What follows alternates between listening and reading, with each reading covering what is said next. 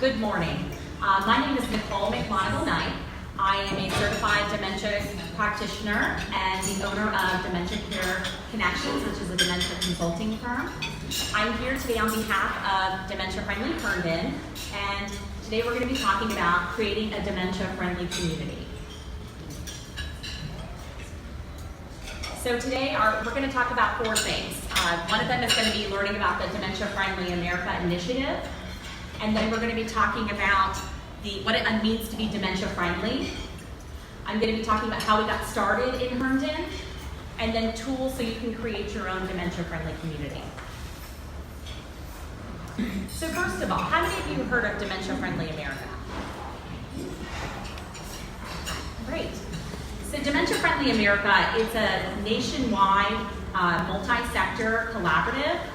And it's actually 35 organizations that are across the country, and they're in 12 sectors. So those sectors can be parish sector, legal, banking, schools, community groups, restaurants, businesses.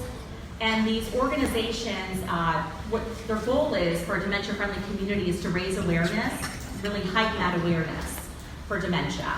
And then we want to have meaningful access to resources in the community and educate people with dementia. Educate families and businesses that are working with dementia. And this is kind of an overview here of the different sectors. So when we talk about the police department and transportation and businesses, how are we interacting with families that are caring for somebody with dementia? When they're walking into a restaurant, are we greeting them appropriately? Are we seating them in a section that might be more appropriate for them? Easy access to the bathroom, menus that are easy to read, signs for the bathroom.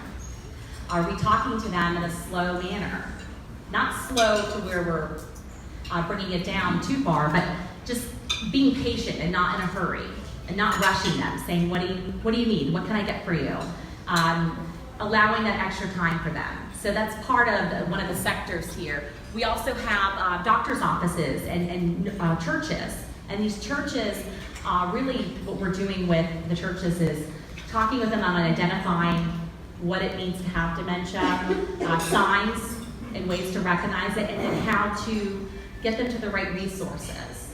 So if we're noticing that people are declining and maybe they're humming to themselves, are we isolating them? Are they withdrawing? Do they need help? So when we talk about this multi-sector approach, we're looking at 12 different sectors around the community. So as we know some of the facts and figures from the Alzheimer's facts and figures that came out in 2018, about 5.7 million people of all ages have some form of dementia, particularly Alzheimer's dementia.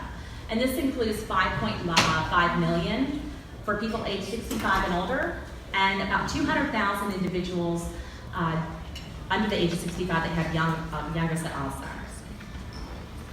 I have a video I'd like to show you. It's a 3-minute clip. And this is through the eyes of somebody that has dementia.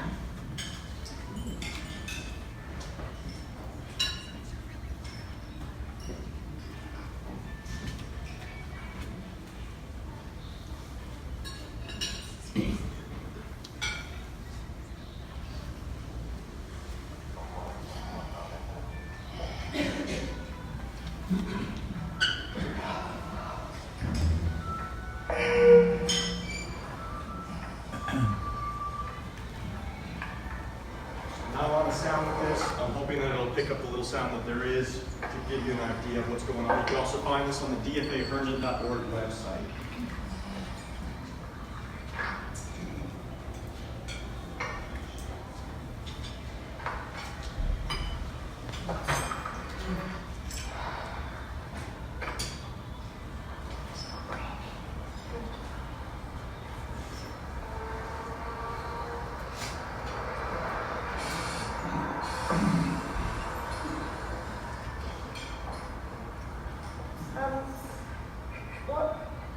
Shut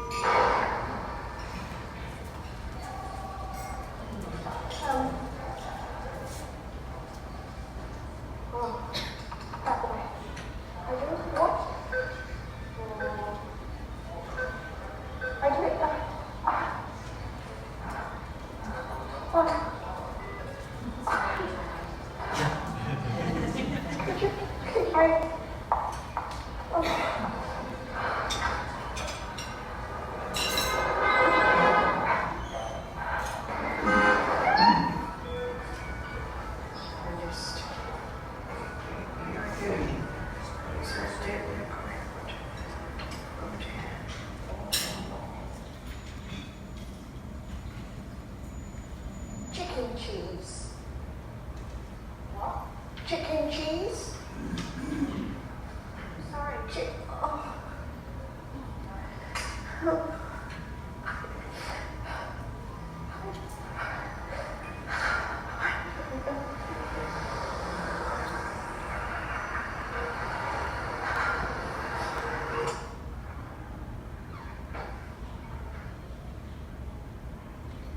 People with dementia have experiences like this every day. A little bit of understanding, tolerance, and patience can make all the difference. I'll tell you what, if you go into the seats just there, when you get there, I'll call you, okay? Okay, that's it. Get on with it. Let me help you. This way. Thank you. Up this. Yes. Chicken and cheese. Oh, Let's go this way. thank you. Find out how to become dementia friendly. Contact Alzheimer's Society today.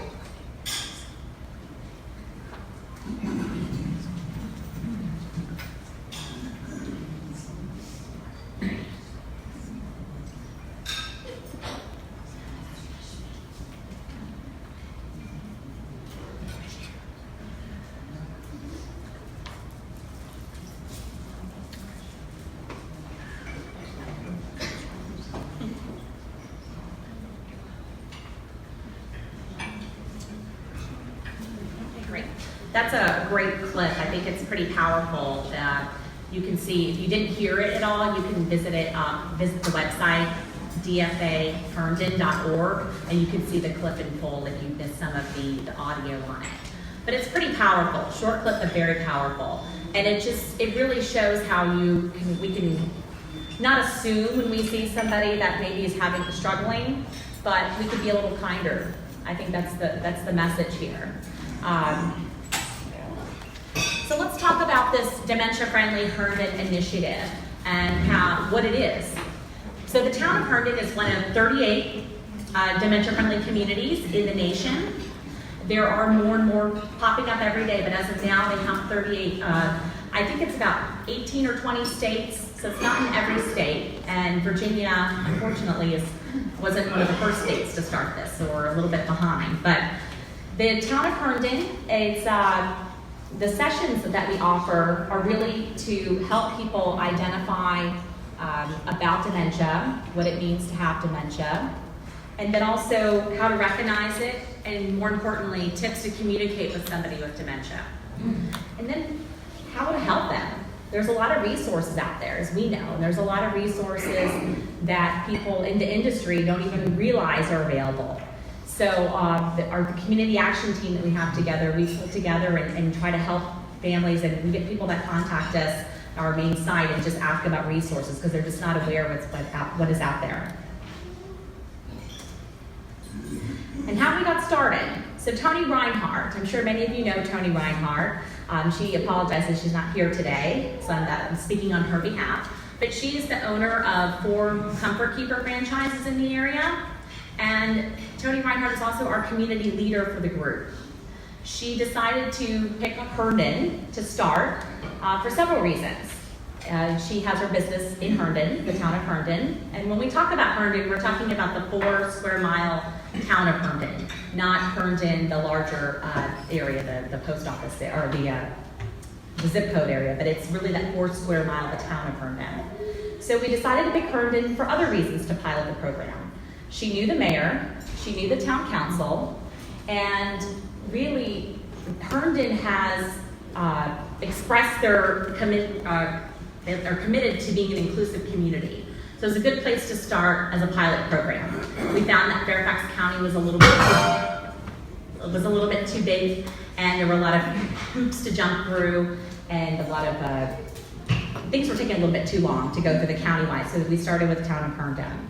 We got Leading Age Virginia involved, Melissa Andrews, as well as Devin Bowers with the Department of Aging and Rehabilitation Services. So they were our mentors through this. And really, Tony decided, okay, let's do this. Let's form a community action team. So she called on professionals that have similar goals, similar interests, the commitment to do this. And we actually have some of the community action team here. Could you raise your hand if you're part of the Dementia-Friendly Herndon community action team? So there's quite a few that you already know about. And there's about 15 total, and we meet once a month. And then we have sponsors, because we can't do this without sponsorship. So one of the main sponsors is Insight Memory Care Center, which Dementia Friendly Herndon does fall under a program of Insight Memory Care. The money in excess that we raise through Dementia Friendly Herndon goes to the scholarship fund. So whenever someone makes a donation as well, that donation you can use on their website and do a line item and say Dementia Friendly Herndon. So that goes directly to the scholarship fund for Dementia Friendly Herndon. The sponsors that we have, like to recognize, of course, Insight Memory Care Center, Comfort Keepers, and Great Falls Assisted Living. And this allows us to be able to have brochures and printed materials. We have a doctor's Slim Jim card that we can take out to the doctor's offices, so people that have that are going there and concerned about memory loss or what to do next now that they've found out they have dementia, the doctors are able to pass the card to them, and they know how to access our website and then some tips on what to do next. Okay, so tools needed to create your own dementia-friendly community. The most important is choose your leader and choose wisely. That's tough. Everybody wants to be a leader, but really you need to look for somebody that has the devotion, that has the experience, the time to do this. It is a little bit, there is time involved. And also a presence in the community. So if somebody's very active in your community and they meet all this criteria, that's a good person for a leader. And really with that leader needs to reach out to professionals that have the same goals. So people that are in assisted living, independent living, memory care, hospice, home health, home care, elder law attorneys, and in the church sector. So whether they're an active member of a church or a pastor, that's a great person to have on your team too. So senior advocates and aging life care managers. I believe we have about one of each on our community action team. So if anyone is interested in being part of the community action team, we do meet once a month, and I'm certainly happy to talk to you about when our meetings are after this. Sit in on one, get to know what's going on. We're doing a lot. And then, as well as really familiarize yourself with the DFA's website. So there's a DFA Herndon website and a Dementia Friendly America website. And that Dementia Friendly America website is great. It's got tools and a toolkit actually for the community. So you'll start there and you don't have to reinvent the wheel. It's got a step-by-step, different phases. So it'll say phase 1, assembling your team. I mean, it's pretty easy to do. You assemble your team, you follow the steps. It's got sample press releases you can use. And think about what areas you want to do. If you want to focus on a county level, or if you want to focus on a town level. We found the town level to just be a good place to start. I know Montgomery County, Maryland started on a county level, and it took them about 2 years to get where we got in less than 1 year. So consider that as well, that sometimes bigger isn't always better to get started. As of right now, there are other dementia-friendly communities in Virginia that are trying to get kick-started, but Herndon was the first. So they really relied on us to find out what worked, what didn't work, what our challenges were. And I know Christy Clark, Tony, and I went down to Richmond a couple months ago, and we're talking about what our best practices are. So we're really working with other communities to find out what's working and what's not working. Really needing support from the local politicians, whether it's on a city level, town level, or county level.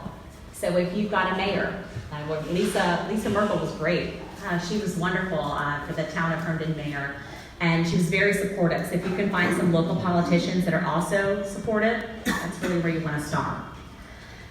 And Melissa Andrews from Leading Age Virginia, she's actually the one who will spearhead and help you and answer a lot of questions. We're certainly happy to help you get started too, but she's the one who will help get your town on the website, put the contact information, and stay in touch with you to make sure that you're moving in the right direction. And consider a nonprofit affiliation. This was something that in the beginning I would say was our biggest challenge. We weren't sure if we wanted to go nonprofit to start.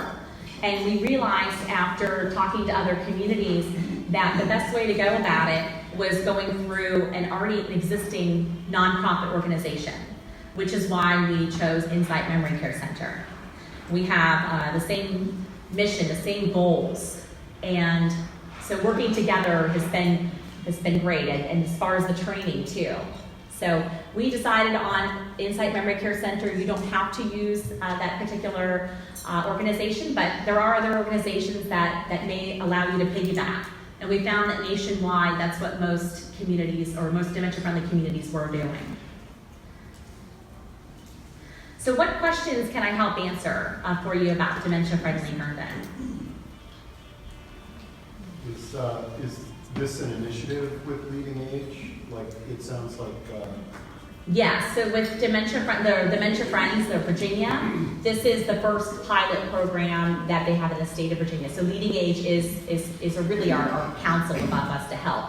We're managing everything ourselves, but they're really there and supporting us.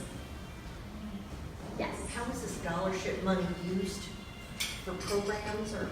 It's used for the scholarship funds for the day center for those that aren't able to afford it. It's part of that scholarship program.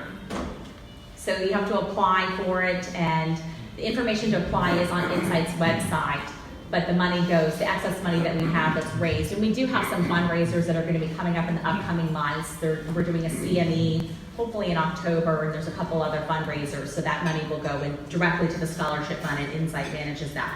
And they're the ones who determine who qualifies for the scholarship. What businesses have you approached in Herndon? Which one seemed like the most receptive? Where did you have kind of the... Sure. So we started out in the parish sector, which was great. They're usually the more kind sector to start. They're the friendly ones with open arms. Come on in, let's talk to them. So we started with the churches, and then we moved to the police department. Right now we're starting with the restaurants. That's our next big thing. I think there's 250 odd restaurants. So that's going to be a big bulk of what we're doing. We just started that, and actually Paul, Peggy, and Carolyn are on the committee for that. And I mean, it's a lot of restaurants. And so we're tackling the restaurants and one at a time. I mean, the restaurants are going to be, as we have the sessions, we don't call them training or workshops, they're called sessions, and they're about 30 to 45 minutes. We'll invite the leaders from each of those businesses to come and do the training, and once they do the training, they're going to get a decal similar to like the Zagat decal, and it'll be listed on wherever they want to put it, a window decal, and those businesses are going to be featured on the site as dementia-friendly communities, or dementia-friendly restaurants or businesses. So as far as the businesses, we're just dipping into that now, so we haven't had any pushback yet. So I can't answer that question on who's been easy to work with, because we're just going into that. We've been focusing mostly on the police department. We've already trained the police department, and they were 100% on board. And then the churches, of course, they're, yeah. Yes, Paul. Can you just talk a little bit more about what's involved in the training when you train someone? Yes. So the sessions are about 30 to 45 minutes. And they can be tailored to the needs of the business. Some businesses and some of the churches don't have that time. So if we need to do a 15-minute presentation, we will. And the training itself is going to be focusing on what dementia is, what it isn't, how to recognize the symptoms, resources, and how they can be a dementia friend. And so the Dementia Friends initiative is part of, or actually Dementia Friendly America is part of the Dementia Friends USA initiative. So at the end, there is a pledge that they take. I will, there's all these different things. I'll do this, and then there's a short video, and afterward, they're considered a dementia friend. And so with that, it's really their commitment to saying that they are going to be more aware. They are going to help others that may need help. It's just taking that pledge. And I think to date, there's about 17,000, last time I checked on the website, that have taken the pledge to say, I'm a dementia friend. Does that help answer your question? Yes. How often, is it like a facilitator's training? Would you be willing to host one here perhaps, or at our venues? So we have gone, so all of the community action team has been through the facilitator training. Christy Clark did the training for us in December, I believe, and we've all been through that, so we're all trained facilitators for it. The trainings themselves, what we've done so far is set up with the churches, and in some of the churches we have trainings upcoming. So some of them have already happened, and some are happening in August and September. So we schedule those, and people can come to them. They don't have to be, it doesn't have to be your particular training. As far as training here, I would have to find out from Tony if we would be able to do a training here. We've been doing a lot of our training for those inside the town of Herndon. I know that Fairfax County, now that we started up with Dementia Friendly Herndon, they said that they would be taking care of the training outside of the county. But that's something I think we could talk to Tony about if that's something that everybody is interested in. Any other questions? Yes. Do you have any affiliation with the memory cafes in the community? We do not. We do have people on our community action team that facilitate memory cafes. Carol Blackwell, she facilitates the one in Vienna. I facilitate one in Alexandria and Arlington. So we are, and Cheryl Rodkowski, she facilitates 2 cafes. So we have people that are part of Memory Cafe that are on the community action team. So that's part of the resources that we talk about, that we make available, and we let people know that there are resources, there's support groups. Sonia Dow, she's from Parkinson's Social Network, she's on our community action team too. Yes. Can you explain a Memory Cafe? Sure, Memory Cafe, it's a program, it's a social engagement program, so it's for somebody with memory loss, mild cognitive impairment, or dementia, and their care partner, whether that's a family member or a caregiver, a home care caregiver. And it's usually once a month, a couple hours, and they're not talking about dementia. It's really a social engagement activity and socializing. Yes. So when you talk about businesses, are you talking mostly retail, or are you looking at the corporations nearby? So there's every business, everything falls into one of the sectors, and so there are 12 sectors. So we've done the church sector, and we've done the police department, the first responders, and now we're focusing on the restaurants. So we will eventually get to businesses, but we're just taking it one sector at a time, because each of the trainings are slightly different. There's a lot of the same, there's a lot of overlap, but they're geared, depending on what the needs are for that particular sector. So we will eventually get to just general businesses, retail shops, clothing shops. But for now, we wanted to start with what we thought was the most important and what would have the most impact to begin with. Are there any other questions? The sessions that you're describing, it's not actual training, like it's more of an awareness, right? Like yes, it's to know how to recognize it and be compassionate to that person. Exactly. So it is more of an informational session. We are talking about what's happening in the brain. So when we're saying training, we're letting them know kind of down from the beginning, the basic overview, because some people don't know what dementia is. So we don't assume that people already know about it, but it's not too basic. It's really geared toward that particular sector, but there is a little bit of Dementia 101 involved in it too. Yeah. We work on case studies. Yeah, there are case studies. Oh, that's right. So part of the sessions we do, we involve typically 3 case studies, and we might divide the group up, and each group gets a case study, and it's relative to that particular sector. So we say, okay, like for instance, the churches. We'll say, Mrs. Smith comes in. She's 85 years old. She used to be, dressed to dressed to the nines, and now she's coming in disheveled. She looks like she hasn't showered in weeks. She's become a little bit reclusive. She's humming hymns, or she's talking out loud during the service. How do you react? What do you do? And so each of the groups will come up and talk about what they do, because we also want to respect her privacy and we don't want to assume. So each of the groups comes up on their own, and then we talk about other ideas. Okay, we say, that's great. What do you think about this? So we are getting to think outside the box, but at the same time, we're offering some tools and some suggestions as well. Yes. So what's the difference between the facilitator training and that you just described, Yeah. that informational? The facilitator training is for those who's actually doing the training. So it's members of the community action team. We are all trained to go out. So what happens is we get inquiries on our website, the www.dfaherndon.org, and people ask to have a training. Or we're actually soliciting the community, either the church or the restaurant, to tell them about the training and gauge their interest. And the facilitator training itself are for those, that's who can actually do the training. So you can't do any of the trainings unless you've been through that training. And so most of the people on our community action team have. We've had a few that have added on to the community action team since that December training. And so Christy and Tony, they'll be doing another one for those people that are on the community action team.